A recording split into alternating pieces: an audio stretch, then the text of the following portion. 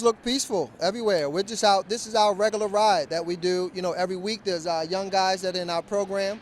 We feel things like this are important, sort of, for them to see. What's going on with our system. But ultimately, what they're tasked with on a day-to-day basis is our primary focus, 365 days of the year, which is their survival. We're not minimizing the importance of this case. We know there are a lot of legal things that are happening in place, but we also know that cases like this bring a lot of attention that ordinarily that attention is not given, especially to young African-American males that are growing up in West and East Baltimore. There are a lot of other Freddie Grays that are in different parts of the city that need help, that need the attention. So we're constantly trying to give voice to that attention, giving voice to the homicide rate, giving voice to the spike in shootings that we've seen in the city.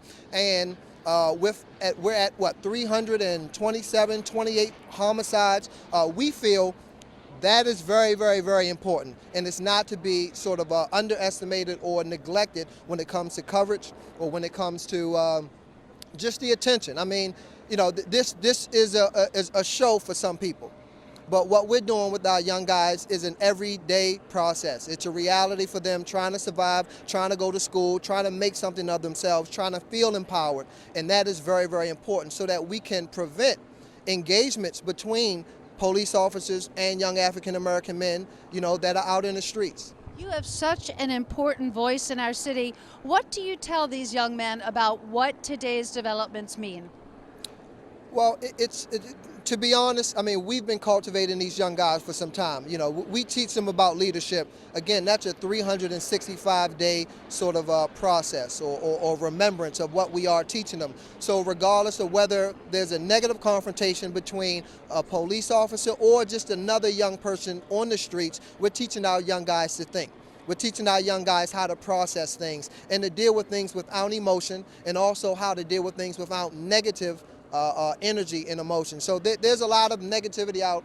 A lot of folks are angry, a lot of folks are shouting, a lot of folks are, and okay, but how are we going to teach our young people to do better if, as adults, we're showing them that, hey, it's okay to go out in the street and be angry and let your emotions fly and say what you want? That's not the way. So our young guys are seeing how we're out, we're watching, we are analyzing things, but we're doing it with a sense of discipline and a sense of calm. You're the 300-man march, but you have become a much larger organization and a really vital part of the community. In some strange ways, you perhaps would not have received this kind of larger attention had all of this not happened, which is sort of an irony of it all, is it not? It is an irony.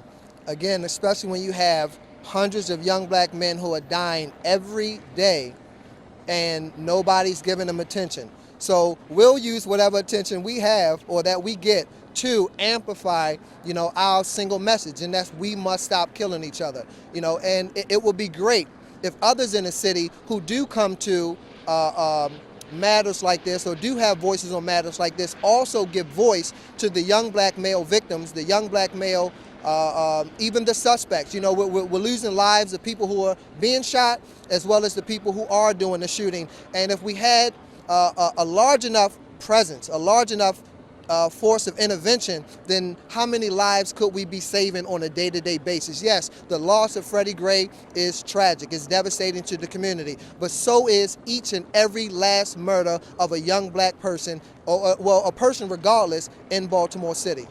Do you think things can turn around in 2016? Things have to turn around in 2016.